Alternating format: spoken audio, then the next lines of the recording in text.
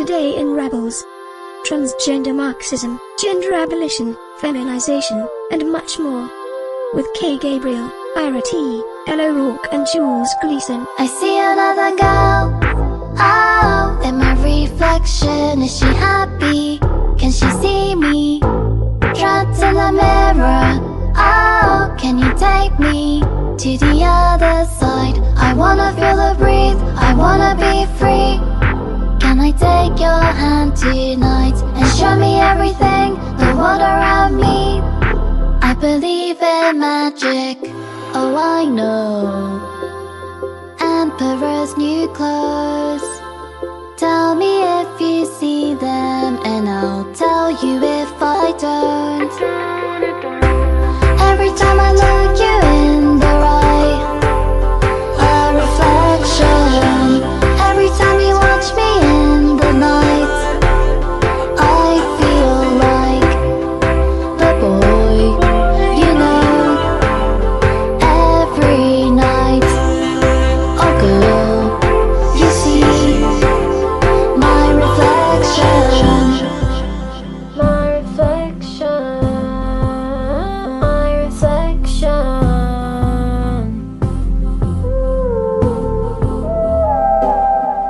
I'm sad in my heart, 'cause love and life's hard, and now you're far away from me. I found the right answer. Can we go back to the start? When I lent you my heart, when we were falling in love, not giving up. Can you lend me your smile again? Oh, I know money grows on trees. Tell me if you see it, and I'll tell you if I don't. I don't. Every time I look you in the eye, my reflection. Every time you watch me in the night, I feel like the boy, you know. Every night, oh girl, you see my reflection.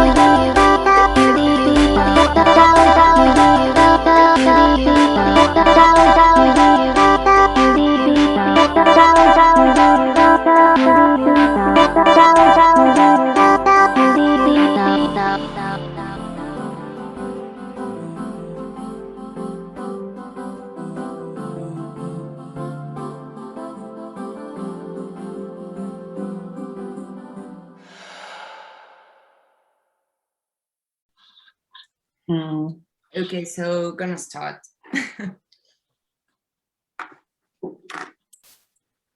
Welcome everybody. Rabbles is a series of talks with radical thinkers and agitators who are pushing the boundaries of revolutionary queer praxis.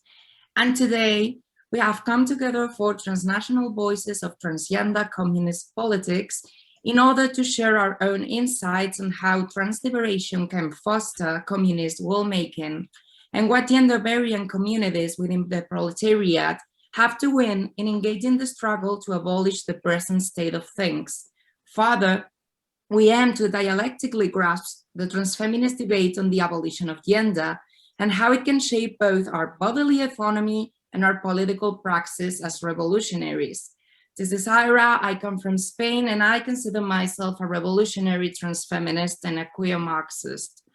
It's a pleasure being here, so you can introduce yourselves.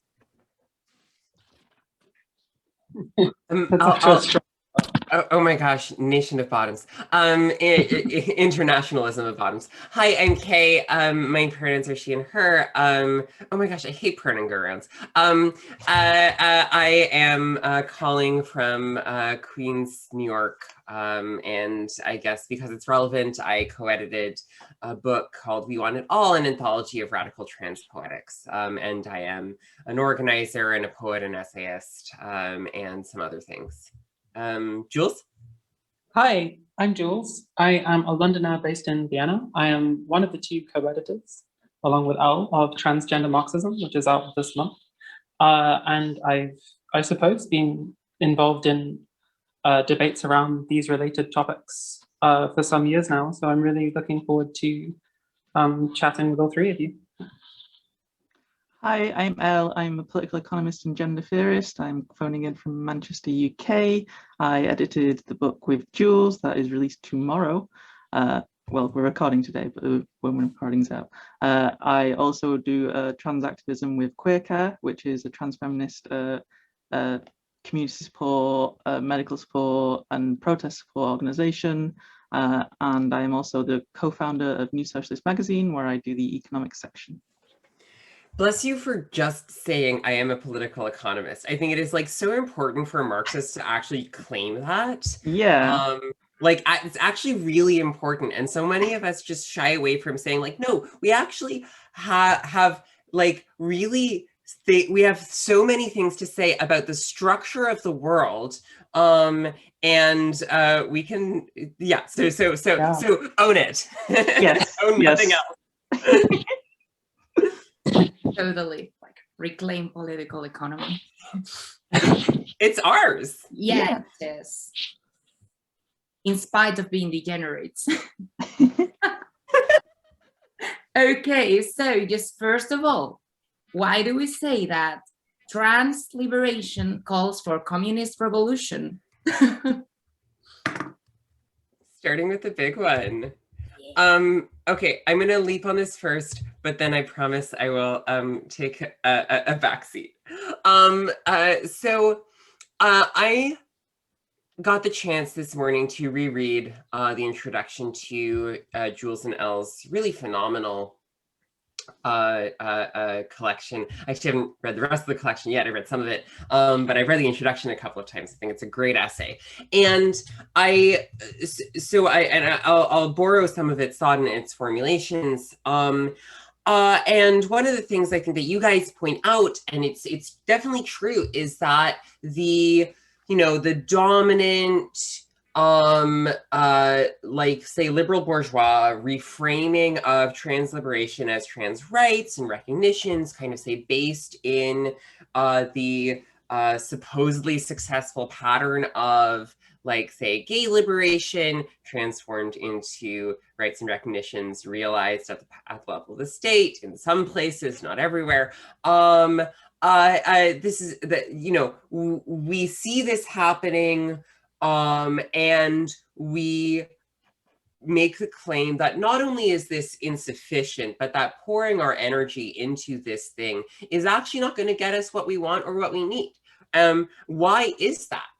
Well, this actually throws us right back into some, like, I think, early 20th century debates about communist feminism or socialist feminism, where and distinguishing what a feminism for the proletariat means against a bourgeois feminism, right? Where we understand that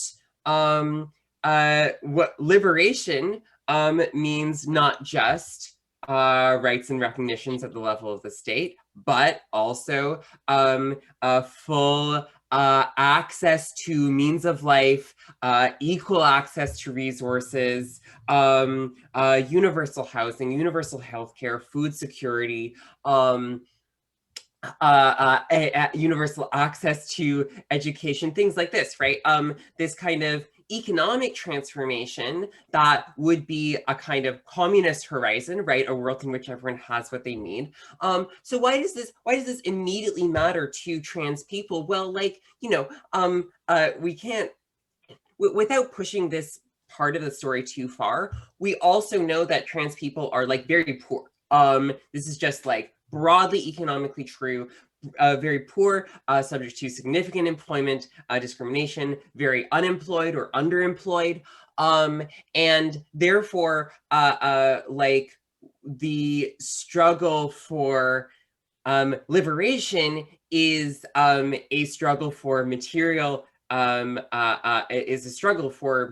security.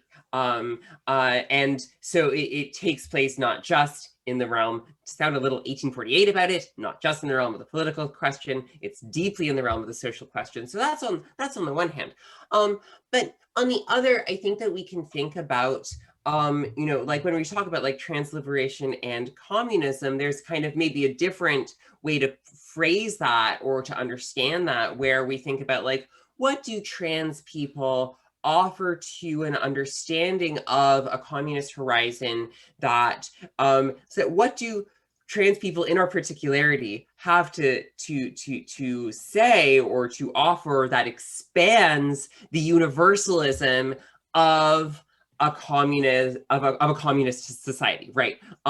Which is to say, one that would be achieved in time through processes and events that we could call revolutionary, that we would have to call revolutionary because they would require the abolition of society as it currently is, right?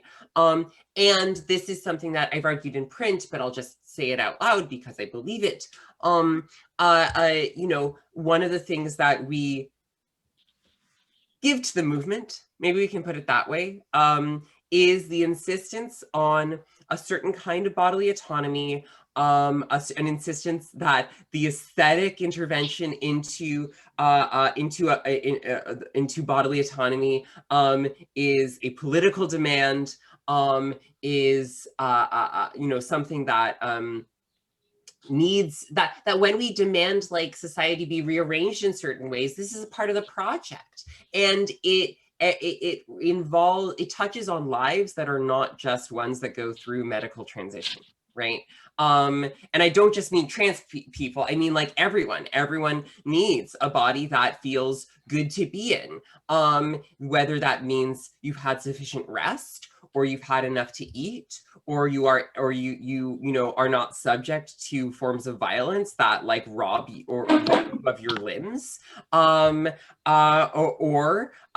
you don't have breasts and you would like them, you know. Like, I think that we can sort of, these are all dimensions, these are all related to like the kind of being a body, like a subject in the world, who is able to go through the world in a flourishing way. And I think that this is like, so this kind of like, and what I refer to in print in an essay as the intensification of control over one's life, as opposed to a kind of intensive regime. I think that is something that we offer to the horizon of communism, and that involves both trans people and also non-trans people. Wow. Well, thanks, Kay, for like covering all our upcoming questions. It's always great hearing you. Oh yeah, I totally agree with you, and I would like add some contribution that I think it's great from transgender Marxism is that of situating trans liberation and oppression among the lines of social reproduction. And also, I remember when Chris Chidi said that of sexuality and gender are only problematic when there is a division between the reproductions of the means of production and biological reproduction. And I think that it is also necessary to confront some like queer radical thesis that presupposes queer and trans embodiments as revolutionary for, like, there is indeed a place for queer and trans people in capitalism. It's only that it's a violent and devaluated place. It's like the Industrial Reserve Army, or just a global chain of care work, or even just being surplus population and just letting ourselves die.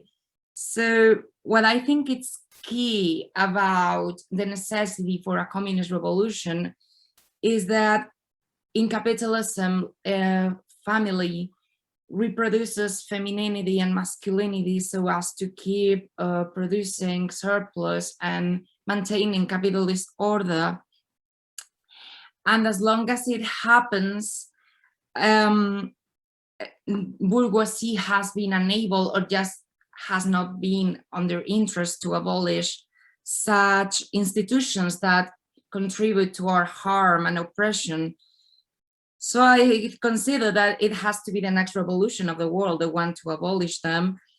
And because of, as it happened with social reproduction theory and the emancipation of women, taking part in social production is a key part to, is because social production is like the last chain of capitalist world. And they are those institutions, and mainly capitalist family, that are just not allowing us to partake in social reproduction and in production, that I think it becomes just like inseparable, the revolution of the producers with the emancipation of those who are oppressed by those institutions. So now I'm gonna give like my turn to Jules. Thanks. I suppose there's kind of two points leading out of this, and one is sort of the direct answer to the question, like why we think revolution is necessary, or why one is required for us to emancipate ourselves, which is kind of the easy question. And then the kind of one that's tied into it is how useful either of our collections or any collections of writings could possibly be in kind of achieving that pretty lofty and pretty challenging set of aims. So my answer is very similar to what Kay had to say, which is that there is a need not only for any old revolution, but also a social revolution. So like a revolutionary change that doesn't just get rid of the existing political, institutional, juridical, any order on that level.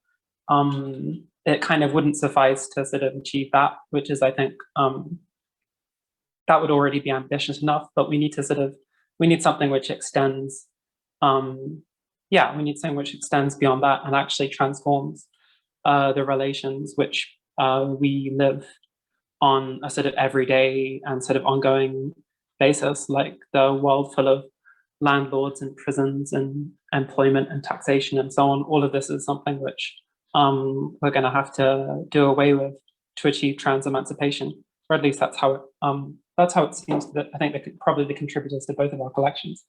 And the reason we've come to that conclusion, I'm sure, like there's always a balance you've got to strike. Like the reason we've come to that conclusion is at once because trans people are overwhelmingly proletarian. Like you have your minority within the minority groups, like trans in tech, or people who've ingratiated themselves in professional organizations. Like those people exist for sure.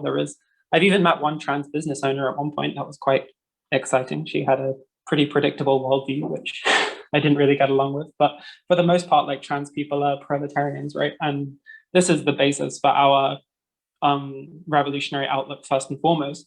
But on the other hand, we can't pretend that just like while this exploited class of people is the same as any other exploited person, because this sort of like, I think that's a kind of attempt to like short circuit the question, you know what I mean? Like clearly transgender people have specific and particular struggles which we face down. Like we come into conflict with families, with police, with border patrol agents, with any other number of kind of like substantiating agents of property relations as they exist today. Yeah, we come into conflict with those constantly in quite interesting and quite specific ways, which I think, yeah, I think either one of our collections would sort of show to you.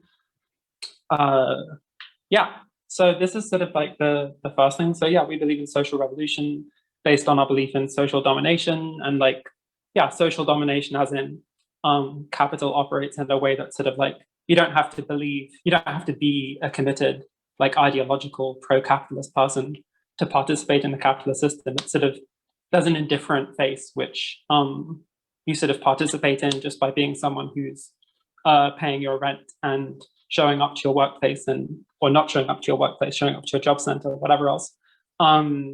Yeah, so that's the kind of like, that's the basic perspective we believe in.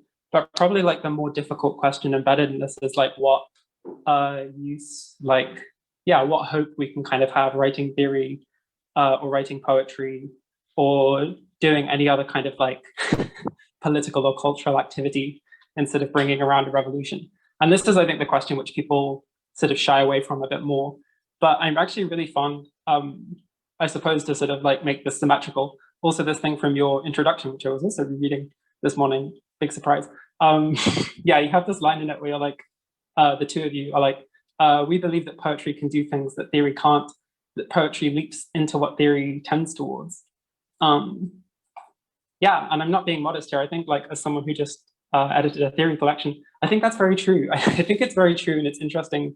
Yeah, it's interesting to think about what you can achieve with the kind of forms get displayed in your collection. But also it's sort of like, what's striking to me is at once like, yeah, there is this kind of limit of theory, which I think I agree is that like it's in some sense like revolutionary poetry is more like intuitively possible, you know what I mean? Or poetry which seems to lead us closer towards that kind of a place. I think that's correct. But on the other hand, I feel like in the rest of the conclusion, when you talk about what you're trying to achieve, it seems, yeah, it seems very much like we're trying to do the same thing. And this is, maybe Elle can say more about this, but this notion of like collating and sort of, yeah, sort of collaging these different styles and different approaches people have taken. I think like reading our two collections side to side, as I've been trying to do this week in all my spare time, is, yeah, it's very striking to me how this like, yeah, this is the same kind of thing. There are all of these different styles and modes and forms which like trans revolutionaries have adopted to try and get towards this sort of transformative endpoint. But there's this kind of need to collect it all, you know what I mean? Because the alternative is there's this tendency to sort of especially rely on mediums which are prone to self-disintegration, or to like, or especially to like restriction to these kind of mediums that have this kind of intimacy and privacy that like across time produces, yeah, produces this kind of, I was going to say this occult feature, but I'm not actually opposed to the occult, but perhaps you see what I mean. Like there's a difference between a revolutionary, like insurgent movement that's like sweeping everything before it, and like esoteric retreats and hiding in the woods, you know what I mean? And I do think we need both of those things, but I'm, yeah, maybe that's something to discuss. Do you mind if I respond super quick? Yeah, you can. I love that way of framing it. And I'm also curious, you know, Elle, what you have to say about this. But you know, this question of like, okay, well, so what does a collection of writing do if we go like, this is our horizon of this work. It's not a distant horizon, actually. For some things, it needs to be quite proximate or quite near. How does putting all this writing that's being assembled in different places, this just kind of disparate writing together, what do we think that does? And I think that there is this, I agree that there's this shared project of going like, okay, the internet is not a great way, as much as the internet fosters all kinds of trans culture, and I don't know about you guys, but I had. a live journal phase, and I had a Tumblr phase, you know, there's there's internet denizenry that goes deep here, but it's not actually very good for producing memory or even community in any deep sense or consciousness. And so, you know, when we are like doing the thing where we're like, okay, we are going to go through a publisher who's sympathetic and can be supportive in certain ways and is limited in other ways, but we're going to go through a publisher and we're going to take all these people who are doing sometimes quite out there projects. Actually, that's a really good thing, and put them together. We are helping to concentrate all of these forms of thought in a certain place, so they have a certain kind of durability, and we are, you know, to a certain extent, we are calling something. I'm going to justify this in a second, but to a certain extent, we're calling something into being. I know that, and one of the things that you guys say is that you're not like, if trans Marxism is already out there, you're not making it happen. But I think that there are going to be people who, so that's definitely true for you. We know it, we see it, we are in these conversations, but, and this is something that I actually kind of speculated about online like a while ago. You know, like there are people out there who and in sometimes many cases who aren't recognizing this thing, and who are like not alive to these formations as they already exist, who aren't reading it, whether that's like cis Marxists or trans people who are maybe, or trans people who are like, I am new to Marxism, I wonder what this has to say to my life, I'm new to communism, I wonder how this can change my life, and change my ways of being with people in the world. Or it's, you know, and this is a kind of a vanishingly small population, but it's important to address, let's say post-structuralist and trans studies who are stuck in a kind of what I would think of as a residual, but in some places still quite powerful mode of thinking that Marxism is not capable of understanding sexual and gender particularity, right? And so there are all of these constituencies that I think like writing the collection actually creates. And so similarly with you know, with We Want It All, and I will hold this up for the reader or the viewer of this video, whoever you are. So with We Want It All, what Andrea, my co-editor Andrea Abi-Karam and I were trying to do, in some sense has to do with, yes, all of these people are actually doing this thing, but we are making it possible in some ways for people to see the category, people who did not see the category before.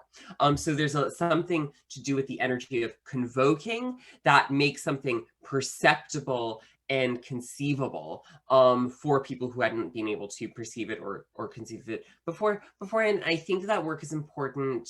And I guess the final thing that I'll say is I think it's important for this project that, you know, to the extent that, like, I think we only engage in these forms of cultural production, theory or poetry, because we think that it can shape consciousness in certain ways, not in an instrumentalizing way, right? But like we wouldn't do it if we didn't think it could shape consciousness in certain ways. And to that extent, maybe we already disagree with some Marxists who don't think that consciousness is an important category. And so I think that that is, you know, like that it provides some of the impetus for writing. I just want to say I did do LiveJournal, but I never did. Yeah, I never did MySpace, and I just went straight from LiveJournal to Facebook. That's my internet trajectory. Just as full disclosure. I didn't either, but Facebook, yeah. Actually, I think what Kay said is like really important to understand both transgender Marxism, We Want It All, or even the book I'm working on. For, yeah, it's like taking it off the ground. And I remember when I was like 15, 16 years old, I was already in the Communist Party and I was starting my transition. And it's like, I literally needed some specific work that could explain myself, not in terms of liberalism, but in terms of Marxism. For I really felt guilty for not being able to find the words to just justify that my existence was not part of bourgeoisie or neoliberalism. It was then when I just found like trans liberation, a movement whose time has come, but it's like, okay, it's so 90s, to 90s. And I really hope that it can work somehow to all those gender variant Marxists to be, just to find words to explain themselves and their oppression, just like linking it to our next issue, which is that of gender. So I still have stuff to say about collections. Oh, I love, and I love to say about poetry and utopia, and I have it before afterwards. So yeah, I just wanted to bounce off what Kay was saying. So like when it comes to transgender writing, you know, there is often very little new under the sun. There's a really good poem in Kay's collection, the first trans poem. You know, every trans person is blah blah blah blah blah blah. Every time you transed out is blah blah blah blah blah blah. And it's kind of like, yes, everyone says this all the time. There is little new under the sun because it has been done before. I mean, transgender Marxism is not particularly, we're not trying to plant a flag and say we're claiming some sort of new or radical novelty here. We kind of stand in a long lineage of gender radicals and subversives who've read Marx, who've interpreted him, who've used them to understand their own conditions over the past 200 years. So Marx has been read by all people of all social positions, and that includes trans people. But there are a couple of distinct things, and I think they're interesting what's going on with both our collection and what Kay wrote and her book and their book. Well, the Kay and Andrea's book, sorry, it's two people. So you do have the revival of Marx after the financial crisis, and this is something that everyone says, and it's really boring, and because they just want to say stuff like, oh, inequality is bad, or blah, blah, blah. But you do have the revival of Marx, and you do have a stronger issue in gender and sexuality. So you have the dusting off of social reproduction theory, but also you have a weird transformation of queer studies where, you know, queer people, queer theorists suddenly discover Marx after like ignoring him for a few decades. And you also have transgender studies, which kind of formalizes itself and institutionalizes itself just over the past 2 decades. But I think by far the most important here is kind of the rise of an increasingly assertive transgender politics. So from people who've carved out a space in wider society that they weren't really able to do before, and done things that would have been unimaginable just a few short decades ago. So cultural change has been fairly swift. Conservative reaction has been really intense. And there's always a certain pessimism about these developments. So it argues that the recent acceptance of LGBT people is like this already recuperated phenomena, that it's limited to discourse and representation, that it serves an overwhelmingly upper class constituency, that they've defanged and domesticated what was previously a vibrant and contentious radical sexual politics. And there's a certain amount of truth to this. I'm not saying there isn't. But I also think that can be often overly pessimistic about how social change happens and what has changed and what we have collectively achieved in such short a space of time. And moves to recuperate are already very reactive to social change that precedes it. They are never entirely successful as well, as we've seen just recently with people trying to kick the cops out of New York Pride and stuff like that, which was really good. So we should take heart from a couple of trends, and this is particularly when talking about transgender publishing. So it seems like the biography no longer seems to be able to fill that social role that was expected of it. And you talk about Vivian Namaste, where she says, biography is the only genre in which trans women are allowed to speak. So this sort of publishing convention where we get these increasingly overfamiliar narratives of like an intrepid hero moving from ignorance to acceptance to personal flourishing. Trans people from this view overcome like psychological torments and social oppression as adversity to this thriving skillfully as they embrace their gender destiny. Or all those, as these time-honored tropes have become like increasingly shop-worn and a bit stale, the knowing subversion of these all too familiar narratives. So they're all a bit more cheeky now. The hackneyed talk show confessional becomes like the pop literary self-deprecation. This isn't like other memoirs has been long superseded, long superseded. I wasn't like other boys. The wink and the nod never really escapes. There was the formal conventions of the genre itself. 2, that transfeminism is no longer reduced to making plaintive appeals as to why transgender women ought to be allowed into the category of feminism and the category of woman, or as though trans women are a lesser or also round modality of feminine embodiment, as though we need to be learning and imitating our cisgender betters. And 3, that trans creativity is more expansive, varied, and widely read than it has been in recent years than any other time. So that people are undergoing these fairly epochal transformation in how they think and understand gender, that more and more trans people are finding the space and opportunity to express themselves, to express their joys, to have their needs met, to find love and pleasure in ways that would have been more marginalized and confined to more hidden corners of society. So as far as the collection helps towards that, I don't know, I hope it does. I have no pretensions about that. It's kind of just a book. Maybe it helps, maybe it doesn't. I hope people who read it enjoy it. We worked really hard on it. But this is an attempt to apprehend in thought these sort of changes in real time, these sort of immense social changes that we're all living through. And I at least hope it's successful at that, or provides comfort and reassurance to those who read it.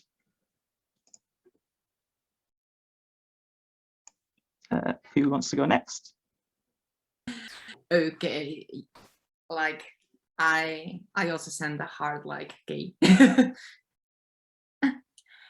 So there is one question that has been haunting both queer, communist, and second wave feminist praxis, and it is that of what the hell gender actually is. And Notes Collective firstly define gender as the anchoring of a certain group of individuals in a specific sphere of social activities, and sex as the naturalization of gender's dual projection upon bodies, aggregating biological differences into discrete naturalized semblances. Kay described it in Invert Journal as the subjective imprint of the symbolization of sexual difference and reframing the notion of metabolic rift, extending it to the dialectic of sex and gender, claims that nature, the sphere that capitalist society secretes as ideologically other than itself, functions for capital as an accumulation strategy. Further, Zoe Belinsky refers to gender, along with nuclear family, as a vicarious institution for human capacities. What is gender for all of you as communist thinkers? Should we use the category of gender? And how can Kay's reading of gender as an accumulation strategy reshape transliberationist politics? So maybe Elle? Does Kay want to go first? Because we're bouncing off her essay. Yeah, I mean, sure. I can just I can talk about this a little bit. So I think in that, so in that framing that I wrote in Gender as Accumulation Strategy, let me just say why I think it's important to phrase it in the way that I do, and maybe also why I disagree a little bit with Maya's phrasing in EndNotes. Maya Gonzalez. And it's a great essay. People should read that essay. The Logic of Gender, it's a fantastic essay. People, like whatever you think about it, people out in the world should read this essay. I frame gender in a slightly different way, in part because I think it's important to not believe that gender is purely the instrument of capital. Gender is one of the things, like there are many things that capital picks up and uses as it ascends to the world historical stage. Gender is one of these things, right? It like antedates capital. It antedates the capital relation. I think it will probably postdate the capital relation. It is a way, you know, I mean, like, what's my definition? The subjective imprint of the symbolization of sexual difference, right? People do have differently arranged bodies, and we experience that subjectively in different ways. Those are not rock solid. They're very mutable across place and time and in the course of a single life. But we have to understand both like the fact that this is not just something, it's not like a conspiracy that the capitalism forced on us. So, and it's not purely determinative of the separate spheres of social identity, although I think that Maya is correct to understand how gender has been instrumentalized by capital. And this is what I mean by gender being an accumulation strategy. Gender has been instrumentalized in different ways by capital, both to constrain some people from working and to force other people to work, right? And to and for some people to require them to do some work for wages and other work for no wages, right? So gender gives capital an instrument or a fuel or a form of social difference that it conveniently repurposes at different times in different places under different strategies and et cetera, to as a lever for the accumulation of value. That's my claim, right? But that is not our fate. And that is, I think, something else that I feel powerfully to insist on. Yeah, and then I want to hear what Jules and Elle have to say.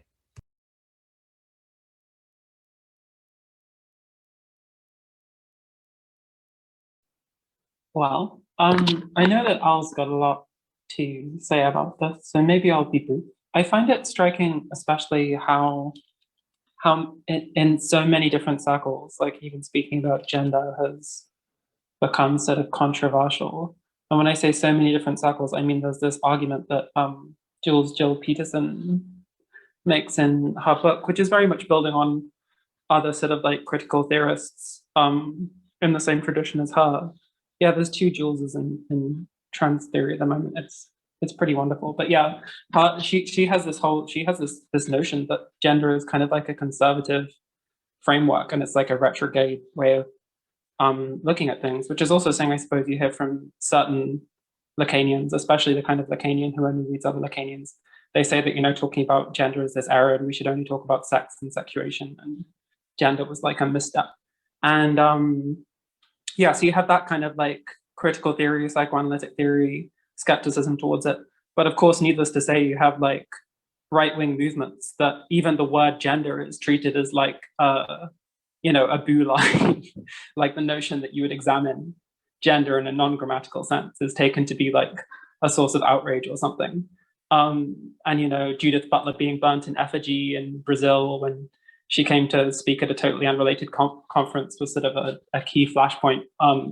In France, the protests against gay marriage had banners saying like, say no to gender theory. It's a pretty global flashpoint at this stage. So I find it, I think on pragmatic lines as a revolutionary, this kind of makes me think that we should double down on gender. We should be like, well, what is the irritation that it's causing? And the simple answer there is there's this kind of denaturalization, which even opening this set of questions, like even opening this Pandora's box, seems to like present to people. But that's as far as I can go. I don't really have any particular, like all of these, I'm very pragmatic when it comes to these questions, as with so many others. There's all sorts of different definitions and discursive concerns and like arguments about foundationalism and whatever else. And like ultimately, I think the hubbub and the kind of chaos that this whole debate has caused is sort of like something with value in itself. You know what I mean? Sorry if that's a bit of a trollish response, but.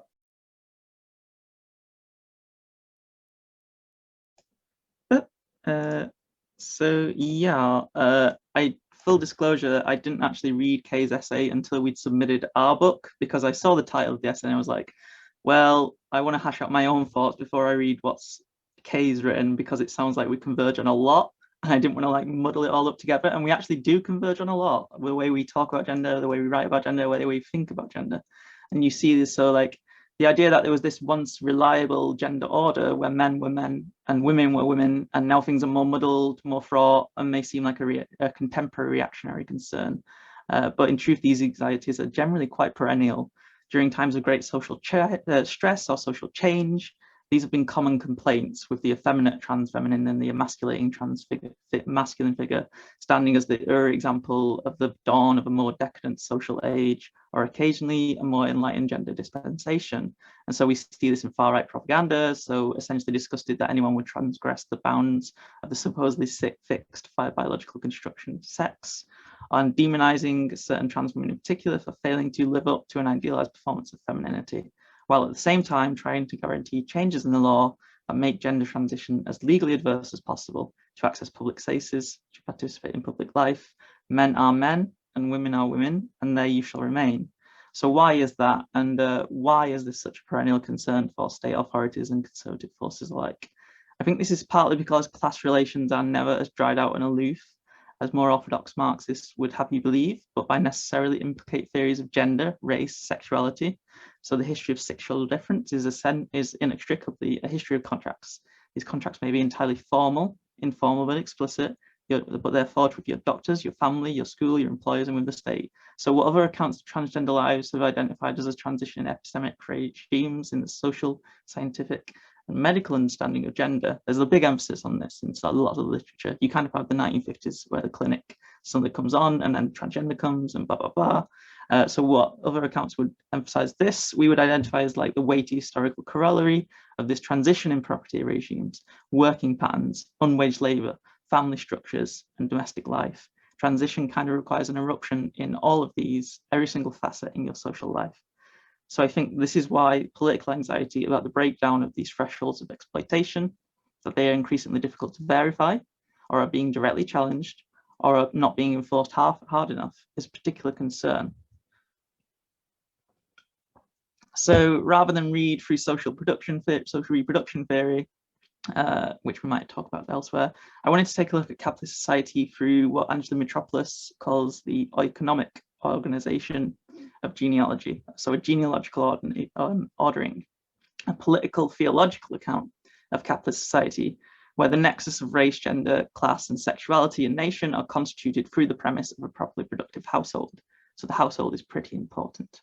So the language of moral economy and conservative refrain appeals to underlying fundamental values, is this euphemism for a more or less stable capitalist futurity, and this is a future premised on the restoration or persistence of genealogical lines of composition, or the orderly transfer of property, debt, and authority across time. So under this lens, we can sort of appreciate that gender, race, and sexuality are not discrete, neatly separable categories. They are not analysis to be pulled apart and put back together and perhaps reassemble. They are different means of talking about the same social object, alternate perspectives on the same social question: property, exploitation, social order.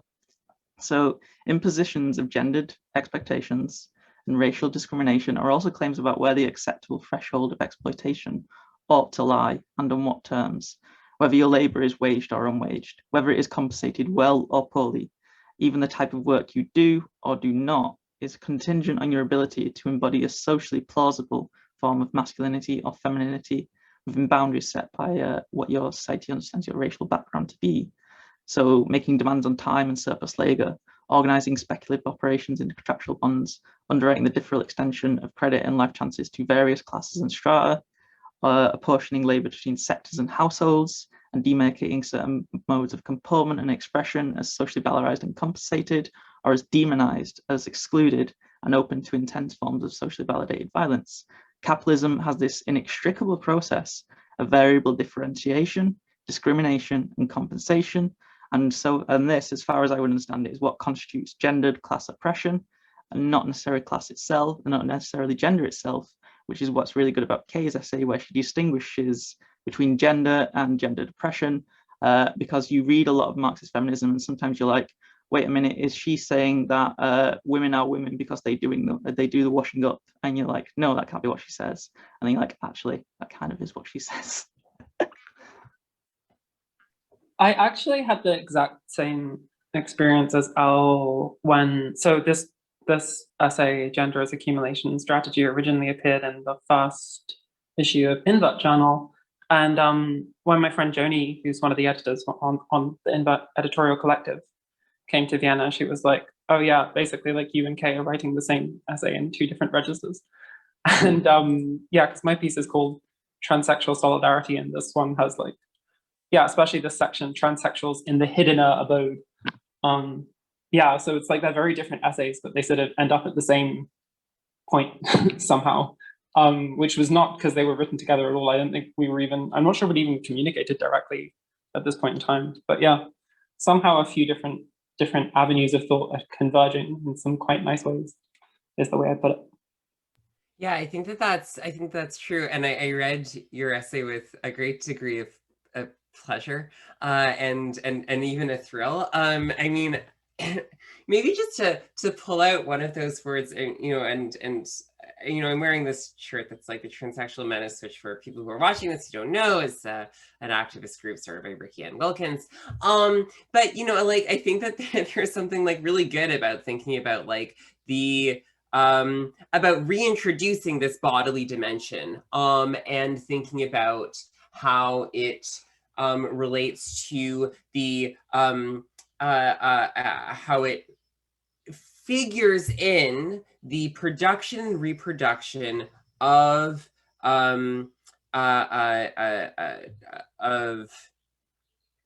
social particularity and difference that, as Elle notes, furnishes capital with the tools for unequal, for the ideological and legal and material unequal distribution of labor, of access to resources, of availability to being disposed of or incarcerated or deported or put in a box, right?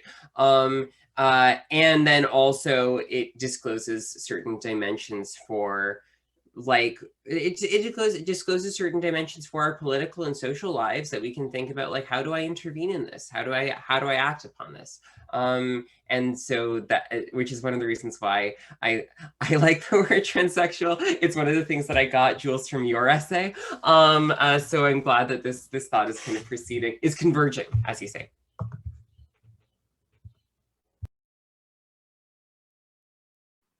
Great. So, feminization. All of us here today are somehow feminized subjects, and we face a transphobic scenery that considers femininity, when it is present outside an FAB embodiment, to be merely a manifestation of misogynistic oppression. On the other hand, some queer radical perspectives embrace male and non-binary femininity as an empowering tool to denaturalize the imperialist gender binary.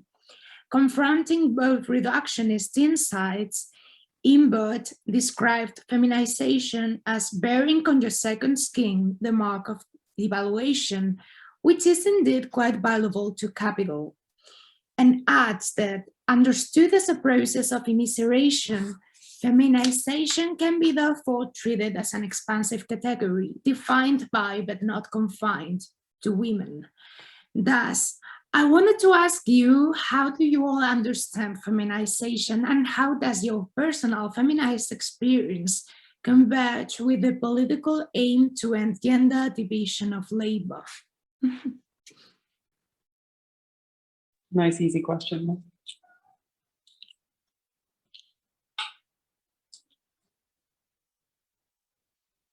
I think I've got quite an eccentric direction I want to take this one into, so I want someone else to answer first before I do my thing.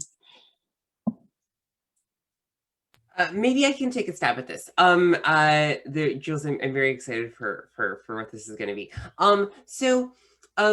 I want to, in answering this, I think we can, I want to just kind of keep thinking with something that Elle threw out there, which is one way that we can think about this is that gender is not, as I have seen somewhere speculated, a property relation, but it is a labor relation.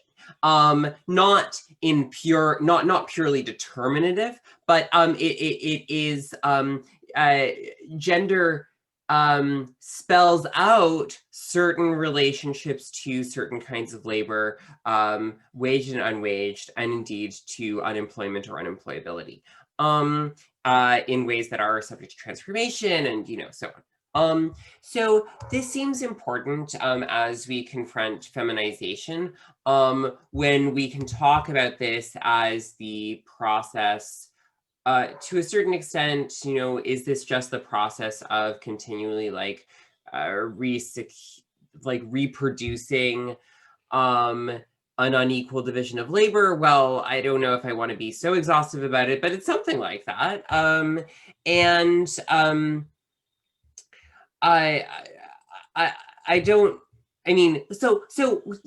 of the ways that I think we can think about this in a specifically trans register is I think we can push back against the I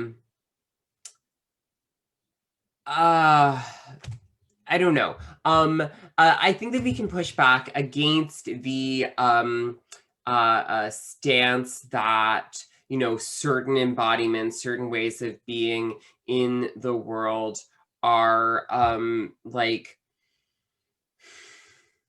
specifically confrontational towards or antagonistic of dominant arrangements of gender. I mean, this is kind of what I beat up on him because he's an easy target, but Paul Prezziato, really pulled a fast one on all these fucking on the feminist press who translated his work, and I mean, Elle and Jules, you guys call him what endocrinological romanticist. Oh, that's so good. This motherfucker who actually believes that you are, by intervening in your molecular structure, you're undoing capitalism. Bullshit, right? That's just bullshit. It's so offensive. And he just grifted that grift into a pretty substantial degree, Paul Prezziato, that's right,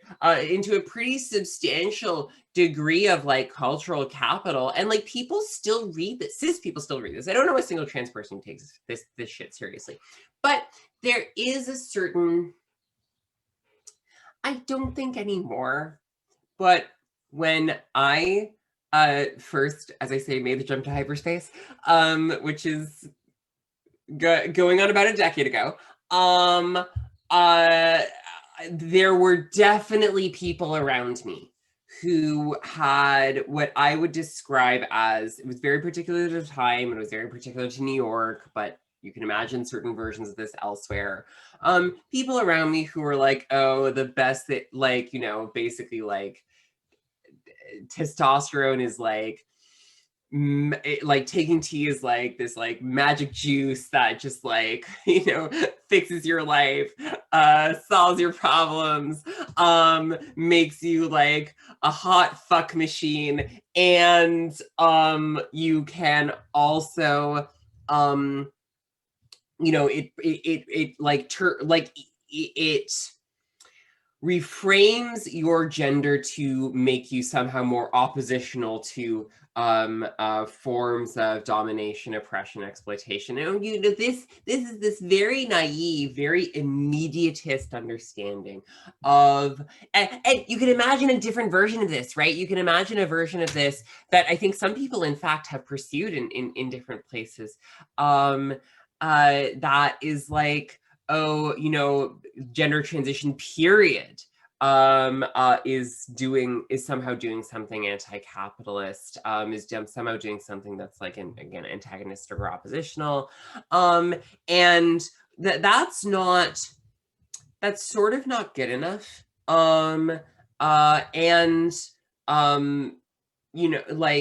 So I just think, as we can think about different ways of being in the world, and how these are not supposed to be to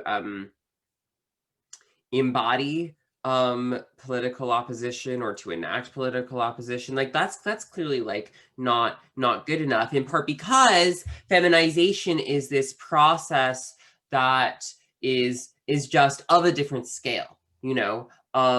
It is part of the massive scalar process by which capital compels some people to act in certain ways and restricts others from acting in others. So that's, you know, like it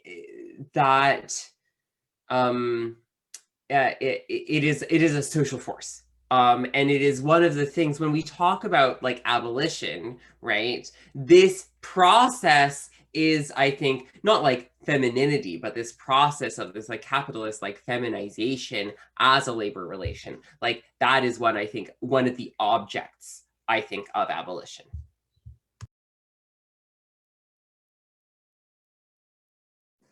Have you got anything to say, Elle?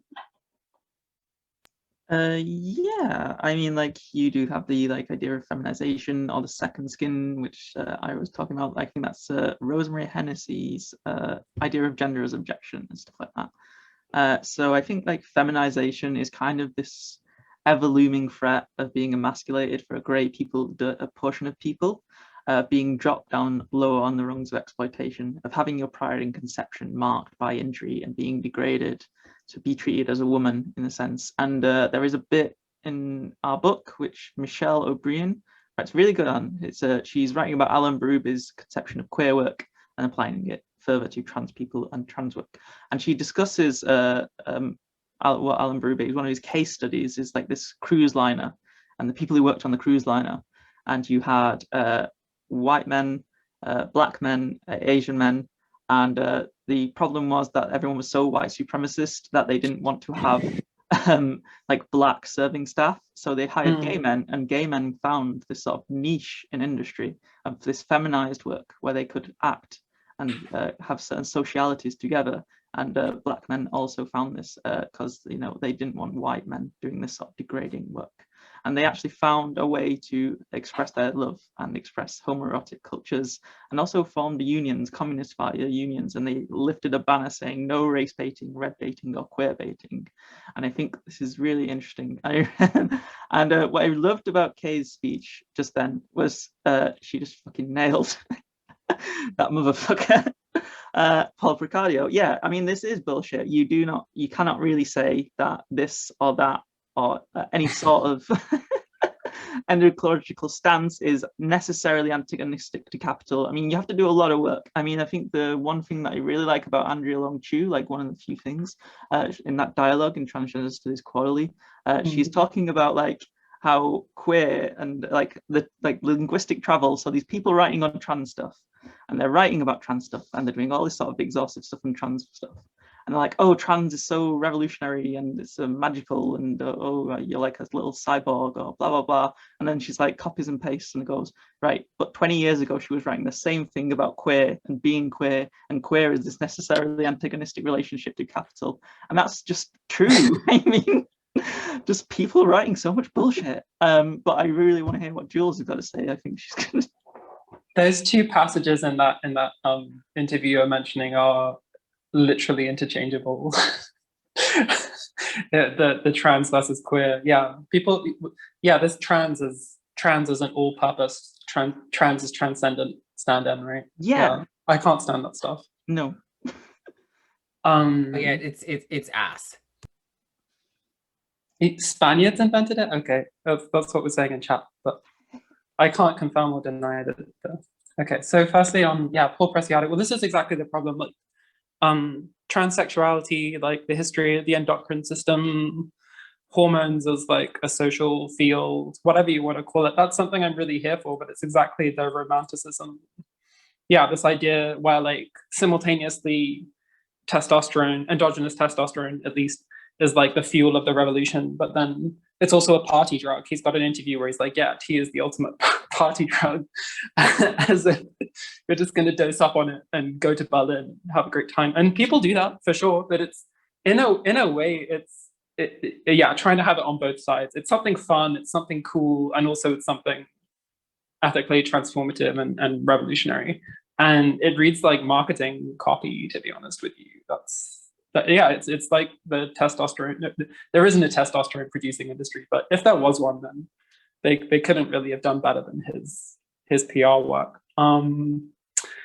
Anyway, that bit of bitchiness aside, I think there's kind of like, to get a bit more analytic about it, there's kind of like three things with feminization, and one is the Michelle O'Brien and Kate Griffiths explores this elsewhere. I don't think their essay in this collection does so much, but yeah, there's like feminization as like the rise of pink collar, and when I say the rise, I mean the fact that pink collar jobs like nursing, teaching, and yeah, other kind of like caring labor and whatever are often some of the only steady jobs available to anybody, irrespective of gender, in many different contexts. In many urban contexts, your prospects are basically pink collar work or law enforcement of one kind or another.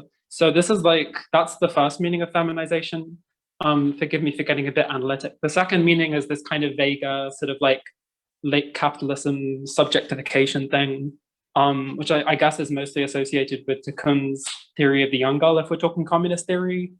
I suppose previously Nina Power, although she's somewhat disgraced at the moment. But yeah, the de Koon, it's really like one of my least favorite essays. I often say like, communism would be a much better movement if everyone had read de Koon's theory of bloom and nobody had read de Koon's theory of a young girl. But like, I don't know, at least if they'd read both of them, maybe that would have been better. But that's my kind of like esoteric theory bitching. But then there's sort of like this third meaning, which is I guess what was alluded to in the question. And that's kind of what I would like to like, I guess that's what I would like to get this conversation around, like kind of twist this conversation towards, is this issue of radical feminism and like the issue of like the subordination of the feminine to the masculine, or like, yeah, this notion of like femininity as captivity, or femininity as something which we're like coerced into, which like simultaneously we're obliged to fulfill femininity, and then also once we fulfilled it, we then kind of debased ourselves and subordinated ourselves. So this is like, I guess what this opens up is sort of like, there's always this issue with radical feminism where simultaneously like radical feminism was a movement that clearly like enabled a lot of what trans politics as we know it is sort of inconceivable without the breakthroughs that the feminist movement more generally achieved. Like, yeah, the amount of denaturalizing and the amount of like overturning of previously kind of naturalized and elevated orders which feminist movements around the world achieved is clearly like preconditional for trans politics as we know it. However, also there's an obvious like, yeah, there's an obvious antagonism that exists as well, which I feel like actually got covered by transgender Marxism more than I'd conceived of. Like, I don't think either Elle or myself had planned we're going to be like, oh, we're going to have this new collection about transgender Marxism, which is going to be all about how revolutionary trans politics can like replace feminism like, or come to terms, you know what I mean? That was not our plan. But when we were doing the index is actually when we realized that like loads of chapters are like engaging in radical feminism on different levels and in different ways and making some pretty different arguments. But it's almost like the collection was unintentionally kind of shot through with this concern of responding to radical feminist critiques. And to talk about like why that is, I think like it's not unusual for trans people of whatever gender position you end up. Yeah, I would say trans people have disproportionately spent time in feminist movements, or at least the trans people who are politically engaged. This is like disproportionately the kind of mode of political organizing we've come through. And I suppose to get into We Want It All, or like, and We Want It All, that's really like completely unmistakable. Like it appears sort of like in, we've already talked about Amy Marvin's other one, the first trans poem, but there's this one, Hey Guys, which is like possibly my favorite and not coincidentally clearly like the bitchiest poem in the collection, which is kind of like very specifically skewering this kind of like NGO curious gentrifier sort of like the kind of like soft boy, tender queer, actually kind of passive aggressive exclusionary figure who you encounter like a million times in any kind of trans circle, and specifically like towards the top of these hierarchies, which these scenes tend to attract. And like, I think that's that example is kind of like what, like the worst of what trans politics kind of replaces radical feminism with, because this figure is like, he's like fearful, or they are fearful of like mean girls and like nasty women who are like, you know, ruining this world with softness. But like, but yeah, elsewhere in the collection, I think especially like the figure of Adrienne Rich is like, Adrienne Rich specifically seems to come up like repeatedly. Like there's this poem Acknowledgements by Ari Barnius, which is just about that's a quote from the Transsexual Empire, right? Which is kind of like spliced together down into a single word about how Rich had really like helped this kind of transphobic masterpiece come into being. And then obviously there's this more forgiving, it's a blog post, right, by Bryn Kelly, which I was quite surprised to see in here because this blog post had really left like a huge impression on me. And it's interesting to like find it in a poetry collection, but somehow it sort of like really fits into the whole work, right? Because it's like, yeah, it's this more forgiving perspective about both like Rich herself and also that whole vein of like radical lesbianism, I suppose, like, which like, even as someone who's not like personally invested in that identity, like it's interesting that like even trans women who are not personally like involving themselves or like directly focused on like building up a lesbianism, like we can't kind of escape this orbit of like the sort of trans lesbian possibility, like the once the attraction and the impossibility of this kind of dialogue between two types of radical dyke, right? Assigned male and assigned female. This is something which like, there's this kind of like melancholy relationship which a lot of trans people have towards radical feminism, where it's simultaneously like, it's clearly not fit for purpose. You know, these like, these hey guy types have completely taken over. Like there's no kind of hope of like reviving this tendency or this tradition. It wouldn't even seem like a righteous thing, like if we tried to do that, right? But on the other hand, we can't sort of get away from that history so easily. Like there's sort of one type of unusual, controversial woman kind of like always ending up in dialogue with another. Anyway, so that's so yeah, I'd love to chat about radical feminism or like the so-called second wave. Yeah, I think that's very beautiful. I mean, I'm glad that you brought up Bryn's essay, which was originally a blog post. A friend of hers, a close friend of hers wrote, who's also in the collection, wrote and was like, I think that Bryn would have both scoffed and been quite complimented at being included in a volume of radical trans poetics. Like she probably would have made fun of it, but also liked it.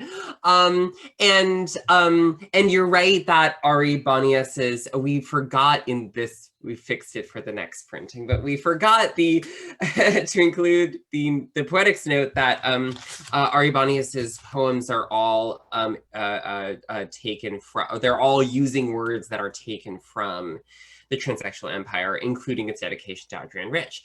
But so, you know, just to talk a little bit about that essay by Bryn, I mean, one of the things I do think, Jules, that you're right to say that this relationship is like it's like melancholic in the sense that, you know, we're all trying to figure out, and we haven't found a solution for this like deep kind of like social and political disconnect, never mind the actual antagonism, but this desire to put people into conversation who are either not occupying the same time, or if they are, they're deeply distrustful of each other. And this, it seems important for us to, in part because, and actually, you know, like in part because the second wave can be so reduced in memory to just a kind of like way for us to go like, oh, this is some stuff that we don't like, without like really sitting with it and really understanding, you know, like even stuff in there that we might not like, Firestone or whoever, like people who are a little bit in outer space, but like it's worth reading, it's worth dealing with, and it's worth understanding the particular polemics that they undertook as we undertake our own, in part so that we don't believe ourselves to be doing new work when in fact we're not. Yeah, that's one thought that I have about the second wave and about radical feminism.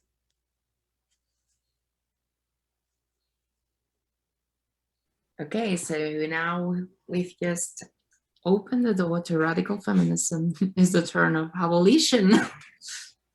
If there is one slogan that does the honors of left-wing transphobia and a place that has been like intellectually colonized by it, is that of the so-called abolition of gender. All of us, from enriching different perspectives, have immersed in our theoretical and political work in the argument of abolition. I think that communist thought can contribute to this debate with one specific key, and it is that of substituting a radical feminist concept of abolition with Marxian concept of Aufhebung that leans towards a more expansive project, also in the face of gender nihilist negative project. And there are different approaches through which trans radical thinkers have grasped said abolition. For instance, on the one hand, Jules echoed the anti-carceral struggle by pointing to the need and focus the material conditions upon which gender division instead of prisons are built. Kay called for the abolition of gender abjection, I guess in the line of Rosemary Hennessy's point, but foresaw liberatory possibilities in maintaining gendered aesthetic pleasures and expressions.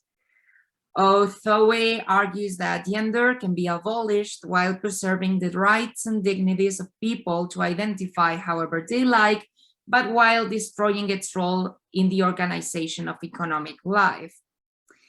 I myself have claimed previously that gender abolition implied the collective organization to overcome the material conditions that determine gender identities in the capitalist mode of production, thus socially immiserating the lives of gender variant people and women.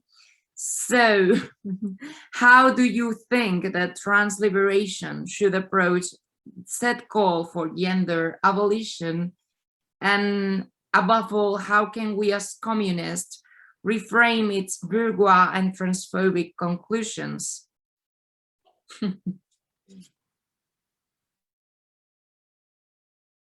I mean, I think that abolition is a great communist word.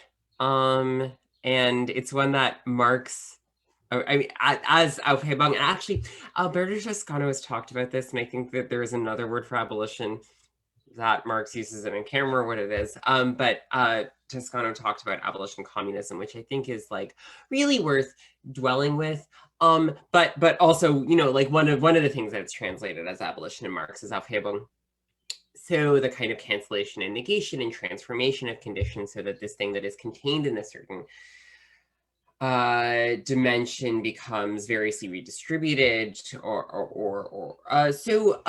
it's a great communist word, and we can use it. I think, I guess maybe one of the responses that I have here is I want to draw out the other sense of abolition that I think many of us use it right now. The other sense of abolition that many of us use right now. And try to think about the non-identity between this sense of abolition and gender abolition, and I mean prison and police abolition, which is the bulk of my organizing work now and has been for a while, and which is, you know, abolitionist in the sense that it aims at the transformation of social conditions so that prisons and police no longer provide a bad answer or a false answer to hunger, trauma, crisis, chaos, and need. On the understanding that these are forms of class war in the present that produce and reproduce forms of racial dispossession. in what sense is that an abolition? When we say abolition, what do we mean? Well, we actually do mean like sublation, not subtraction. Like we actually do mean Aufhebung in this sense of like understanding that these things perform through the means of pacification, control, severe violence, apartheid. They actually have these social functions, you know. Prisons in the US are massive providers of mental health care. Like that's fucked up. The world should not be this way, but it's true, right? So prisons have this social reproductive function, right? So when we say abolition, we mean that function can be done in a way that we can get rid of this institution and do it otherwise, right? And so we are talking about like negating, canceling, and transforming these social relations so that no longer has to happen. But also like what the object, even though we have these kind of increments that we can identify as being part of our strategy to produce a different world, the object that we're actually abolishing, which is to say transforming, is social relations. And that is the sense in which I think this kind of like prison and police abolition lines up with gender abolition, which I think we mean in a slightly different sense. Because at least when I say that, and I only sometimes say that because people get very confused about it, but I don't mean it in the sense, I mean, if we're kind of going back to that definition that I was using earlier, and that might not be a helpful definition, but I find it sometimes a helpful definition of gender as the subjective imprint of the symbolization of sexual difference, then, you know, like this thing where like, you know, where some people are e-girls and some people are daddies, you know, like that's not a bad thing, right? That's fine. The massive, again, scalar consigning of some people to massive to exploitation and abjection and violence in massive degrees. That is the object of transformation, right? That is the thing that cannot exist in the world that we want to make. And so I think it's important for us to kind of understand and to pull these things apart, understanding that how people like, you know, let's say joyously or abundantly experience their embodiment will also change when it is no longer the case that like the household and other forms of like, say, privatized forms of care, social reproduction, care for children, care for elders, when these things no longer, when, I will say, speaking that into the world, when these things no longer structure our lives, like surely people will also have different like ways that they want to like, I don't know, go about what they do in the ways that we now like talk about as gender. Like that's definitely true. But also again, like, you know, what we are aiming at is this relationship. And that's what I have to say. I've got a brief answer, but I'll let Elle go first if she wants to say anything. No, I'm good. Well, concerning all the things we want to abolish, yeah, I guess like concerning prisons and law enforcement and all that, I found this formulation in the introduction of We Want It All, where it's like the kind of poetics that these people are sort of involved in are like the opposite of a prison. I thought was this really memorable way of putting it, which yeah, I think I'll be thinking about. And it seems really obvious to me that in the US, like a lot of revolutionaries who maybe don't call themselves communists or anarchists or whatever have taken to calling themselves abolitionists, like that's their primary identifier. And I find that very striking. Obviously, it's to do with the US specific history there, and previously successful movements to get rid of slavery. But like something I have noticed as well is that there's this real admirable clarity with many of the leading figures. I'm thinking especially about Ruth Wilson Gilmore, but there are many other examples to kind of emphasize that when they're talking about abolition, we're not thinking about like some kind of storming the Bastille moment that's going to happen across the nation, and then all the walls will come tumbling down and that's it, all the prisoners are freed and hooray, happy ending. And it's more about like, it's more about supplanting and replacing and exactly like acknowledging, as Kay was saying, that these like law enforcement agents are kind of being called upon to like resolve mental health crises and stuff like that. So it's like, we're going to have to work out new ways to do all of those things and ways to like replace all of this stuff and like repair the harm, like a reparative process as well as much as a destructive one. And like, it's not going to succeed without both of those aspects, right? Like you have to be prepared to involve in literal physical struggles in places, and you need to be prepared to do work which is maybe even more difficult than that at other times. So yeah, that's kind of like US abolitionism thing, which I find very, very inspiring and very admirable. Although I will say that like in Europe, there's maybe like a widespread unfamiliarity, even on the left, with even some of the basic insights of those Black feminists and other Black movement struggles. So but concerning the term, like, I'm not even sure like I'm into gender abolition. I wrote these 2 essays about it in Blindfield journal, which I think was primarily just to record the fact that people were making this opposition that like radical feminists talk about gender abolition and trans people don't do that because it invalidates people or whatever, which is of course a load of nonsense. Like there's been loads of very interesting gender abolitionist writing by trans people, which I tried to kind of like engage with and thread together a bit, especially in the second part of the essay. But again, it's like when you say you want to abolish something, like the agenda you're setting out is always like, well, you're trying to say that the way the world is configured, the way the world is set up now, it doesn't have to be the case, and it doesn't have to be the case for the next generation.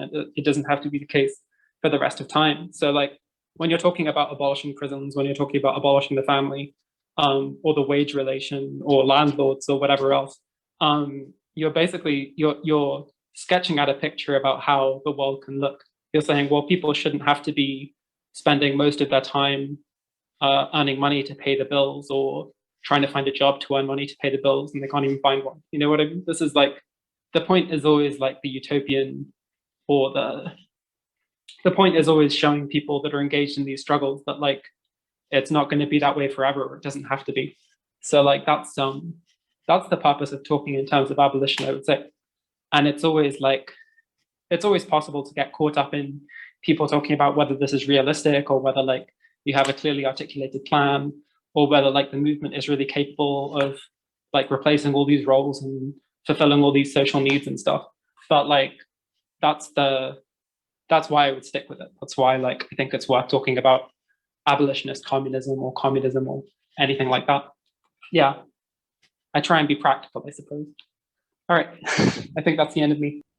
Just to be super quick there, I mean, yeah, like I love this sense of abolition as bearing out what Badiou calls the communist hypothesis that this world is not necessary, or, you know, like we do not have to live this way, and to identify what those things are, which we were like, we don't have to live this way. Okay, so is it time for you to leave, Kay? I do have to go, but Elle, if there's anything you would like to add, I can stick around for it. No, I'm good. Beautiful. So yeah, what we can do is like pause this video.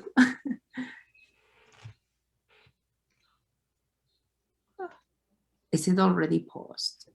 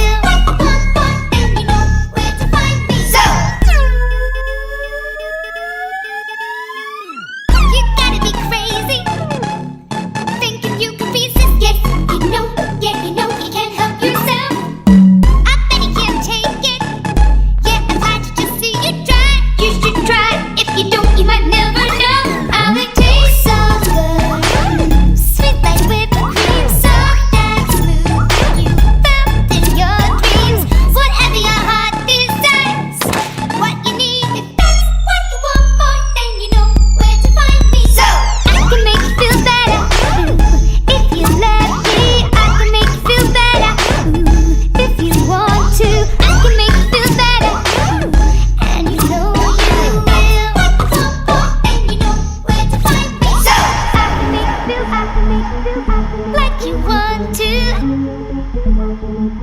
You know you want to.